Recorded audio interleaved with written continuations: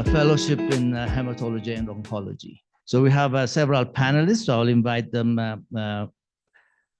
here. The first one is going to be Dr. Mariamawit, who was the Dean of the Medical School at the St. Paul Hospital and the Millennium Medical College. So she's going to talk about, because St. Paul's has built several fellowship programs in the last decade or so. She's going to share her experience about starting up and building up fellowship programs at St. Paul's. Thank you, Dr. Antana. And on behalf of St. Paul, I would like to say welcome to all the P2P board members for coming here and for initiating this 25 years back so that you can help your fellows back home. And this is a really good initiative, and I hope so many fruitful things can come from this. And thank you once again. So, like, my talk is going to be on building fellowship programs, what we have experienced as St. Paul. Okay, so the content is going to be a brief background and then what the St. Paul's journey looks like, the current status, best practices, our international visibility, the current challenge, enabling environment, and way forward. So just to give you a brief background before we embark on what the St. Paul experience was, previously we didn't have a well set up fellowship programs, not even at all. And most of the reasons why those fellowship programs were not there was we used to send people to go abroad, train for a short period of time, and they would be certified. But then those people wouldn't be coming here to expand using the fellowship programs. And like this kind of training, if it was taken for a long time, then it would be very difficult because there will be significant shortage of scarce resources that we have, because it needs significant amount of dollars, which we do not have. And learning in a different setup would have difficulty issues when it comes to reproducibility, when it comes to our setup, and not affordable for most of our physicians because some would go on their own accounts, and there was also limited hands-on experience. So someone would be certified even for a surgical discipline, they would be certified without a hands-on experience. So this was a significant challenge that we had. And when it comes to setting up fellowship programs in country, it serves whilst someone is learning, and it also is a very good way of retaining faculty, because one, they would have a career development that is centered here, and it also requires a mandatory service after they have completed the fellowship programs.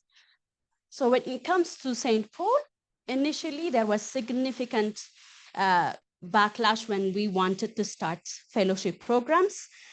There were even subspecialists who had training abroad that wanted nothing to do with fellowship programs, and they didn't want it to be set up, not in St. Paul, but in the country as a whole. And there was also fear by the management that fellows would lateralize to one discipline, because as you know, like, our country is not at a point where you have a subspecialty care while still maintaining the specialty care that we have. So that was one of the major fears the management had when we wanted to establish the fellowship program at St. Paul. And there was also uncertainty whether there would be a difference in the level of care, because most of us are not experienced on what the care looks like abroad. So starting fellowship program here was just a myth, and most people didn't believe that it's going to be beneficial. So the first fellowship program, through so many hassles, was started in 2016 at St. Paul. St. Paul is not the first one to start fellowship program. What I understand was Blackline had started earlier, but in St. Paul, it started in 2016, and it was the maternal fetal medicine fellowship that started at that point. But when it started, we only had one maternal fetal medicine subspecialist, and it was his dedication, his boldness, and persistence that made the first fellowship program a reality. So, like, it's the person on the right end of the picture, and the first fellows were the two on the right side. So when you start a certain program, especially when it's new, there are so many challenges. So the challenge that we had at St. Paul was there were additional programs that initiated after the MFM subspecialty initiation, but there were fellowship programs that initiated without any curriculum. There was no curriculum, and yet they said that they were starting fellowship programs. And those that were present were actually developed by the trainees, not someone who has already subspecialized, but they were developed because we didn't have expertise. They were developed by the potential fellows, and there was no needs assessment. It was, if I say that certain program is important, then I might start initiating the fellowship program, and there was no proper needs assessment that was being done, and it wasn't well tailored to our situation because most of the curriculum came from abroad, and as if it's a kind of copy and paste. There were enrollments without official registration, lack of appropriate mentors. We had mentors, but most of the time mentors are from abroad, and they were only able to allocate their time for short period of time every 3 to 6 months. And the infrastructure, because this is new, there are additional infrastructures that were needed, materials, and the first graduates took a 2-year program, but they had to go to a 4-year program to graduate. So these were the initial challenge that we had. But even through this whole challenge, we had positive aspects at the initial fellowship. The fellowship programs tried to select like highly selective candidates who would be dedicated to change and committed to transferring their knowledge. There was exposure to Western healthcare system, which meant that we can see what the world has reached at and then come back and implement some of the things that are possible in our setup. It was a very big learning experience because through time, it started in 2016, but now through the different fellowship programs, we had so many learning experiences and we're still learning and improving our ways. Collaborations with very prestigious institutions have been there from the start, and also I cannot pass without thanking Professor Sanait, not just because she's following us, but because without her, the fellowship programs at St. Paul wouldn't have been realized.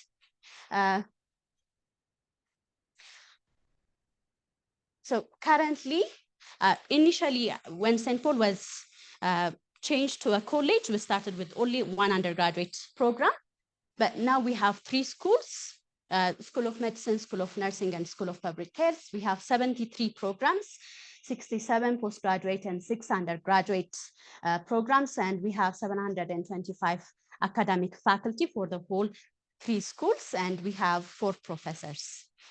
So this is only for the School of Medicine. So we have 1 undergraduate, 7 masters, 20 residency, and 27 fellowship programs that have started after 2016. So these are the fellowship programs. To mention some, we have kidney transplant surgery, which is the only, we are the only ones that are giving this. It was stopped for a while, but now we are reinitiating it. Pancreatic and hepatobiliary surgery, urogynecology and reconstructive surgery, body imaging radiology, nephrology, gynecology, oncology. These are some of the fellowship programs that we have, and in total it's 27. So the school has 4 professors. So we have 4 professors as a whole, and all 4 professors are from the School of Medicine. And we have 58 associate professors, 375 assistant professors, and a total of 692 academic faculties. The student profile that we have is we have 58 fellows that we have. Initially, it started with only 2 fellows. The alumni, this is not the whole, but last year graduates, where we had 22 fellows that graduated last year. So the current structure or organogram governing the fellowship program looks like we have the units which are going to be initiating the fellowship programs. So whenever someone tries to initiate a program, they need to have a needs assessment. So that is one of the first checkpoints that we have. Unless they do a needs assessment involving different stakeholders, then we're not going to continue with the development of the curriculum.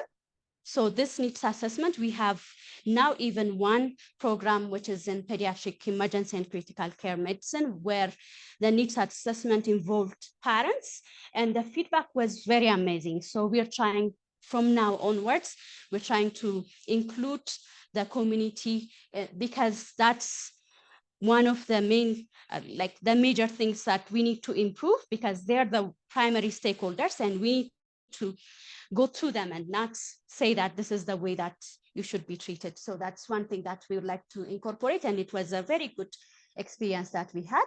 So once this has been done, it should be approved by the ARVP, indicating the need, and then there will be the department council once the curriculum has been developed using different stakeholders, and the Health Science Education and Development Center would oversee all these activities, and it gets approved on the academic commission and then goes to the Senate before any curriculum is started. So what are the success stories that we have? In maternal fetal medicine fellowship, we have developed, through the fellowship, developed a fetal diagnostic center and has significantly improved the care that we give to the mothers. There is, we have initiated intrauterine transfusions, and because of this experience, we've even had patients coming from Kenya after posting what we have done, after having around 43 intrauterine transfusions, and because she has seen that, she came here for the same service because she was RH sensitized, and this is also a care that we didn't have previously. And now currently we have a potential collaboration to develop fetal therapy center where we can have intrauterine surgeries. So in family planning, we have very strong collaborations to make sure that the fellowship program is sustainable, and one of the major focus that they have is in policy development and advocacy. And now one of the fellows that we had and has become the Minister of Health, Her Excellency Dr. Nagdas. In gynecology, oncology, the MDT has been already discussed this morning. Frozen section was also discussed. We have a well-established treatment unit for screening and treatment of precancerous lesions. We also have improved cancer care, except for radiotherapy, which we hope through this collaboration we can start doing that, and supports different institution fellows. Because the prospect of coming to Addis for fellowship program is very difficult for someone who has already families. So what we did in gynecology was go to the different institutions to train them. So we've been selecting different institutions on the four different areas of the country. In urogynecology, we've included training in one of the neglected parts, which is urinary incontinence, so that training has already started. And in reproductive endocrinology and infertility, Professor Sanait was touching some of the things. This is something that was not possible at the government level, but through different strategies, now we have developed an REI center at the government level, and its success rate is as good as the ones that we would see at even most experienced centers. And breast and endocrine fellowship, because it was discussed early on, I'll pass that. So radiology fellowship, we've seen that even when the faculties are not present, then we can use different means like telemedicine to continue that distance learning. So this is one thing that we've learned. And in pediatric emergency and critical care, we have a very vast and lucrative collaborations, and they have even formed a consortium where they make sure that there is continuous learning process, even though they came from abroad. It's almost on a regular basis, and it's as if they're here with us. And so the other thing that was good about this fellowship program is because they have even supported giving per dime for someone who is coming from other parts of the country. So regarding our international visibility, so the fellowship program, we're now even receiving requests from different parts of the world, like from Rwanda, Cameroon, and Saudi Arabia. So we have accepted 3 candidates from Rwanda in different disciplines, one in REI and family planning. He has already completed and left. And also now the other Rwandese is a fellow in pediatric emergency and critical care. Saudi Arabia and Cameroon, they have applied, but they didn't make the cuts. So we will also like to increase our international visibility through accreditation. So we're working with EMA and ETA, but we have already an accreditation for plastic surgery and pediatrics, plastic and reconstructive surgery and pediatric surgery by the College of Surgeons of East, Central, and South Africa. So these 2 programs are accredited by them. So these are for undergraduates. We have student exchange from different countries. The current challenge that we have is because of the limited government resources. It's very difficult to expand the different programs and sometimes even maintain the programs that we currently have. And we also want to work significantly on the quality of care that is given, which is resource intensive. So these are areas that we would like to improve. And there is significant brain drain. So it could be internal, but mostly now these days it's external. This morning it was mentioned as something that is good, like it's good to collaborate and work for other countries, but I don't believe we're at that state. So we're losing one of the great minds that we have in this country. And there is also what, as I've already mentioned, high cost of living in Addis, and we need to make sure that our candidates can afford to come here with additional supports. What's current enabling environment that we have ample experience in fellowship programs, even though we're still learning. There is multimodal cancer treatment center, which is equipped with 350 beds and 5 bunkers for radiotherapy. So this is one of the bigger resource that we think we have to increase the fellowship program. Availability of highly skilled multidisciplinary team like oncologists, radiologists, pathologists, surgeons, critical care physicians are there. The Ministry of Health's fellowship roadmap would also support us in continuing this. There is a demand for improved quality and diagnostic care as a country.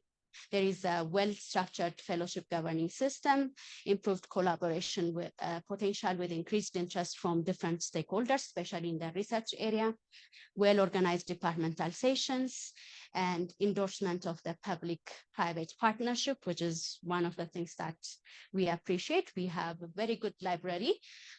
Maybe if you come there, we can show you around. We've started, even though we're late, we have started electronic medical recording, which we believe is going to be very good. E-learning system. We have an access to REDCap is also there.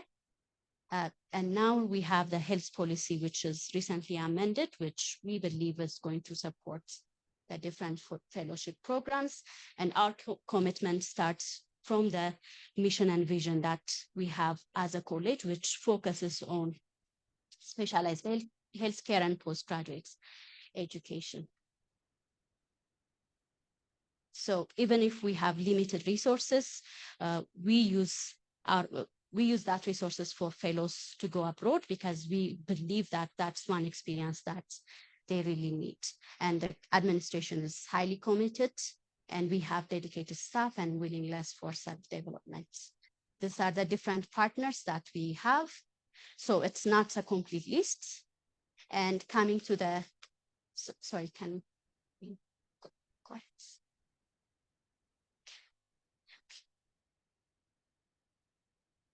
So on way forward, we want to use every available opportunity for collaboration, both in country and abroad.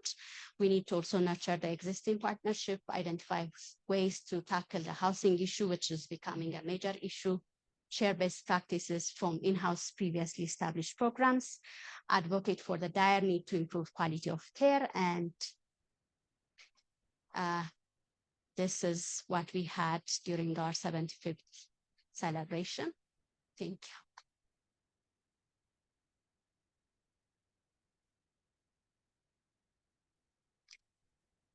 you. Okay, thank you very much, Dr.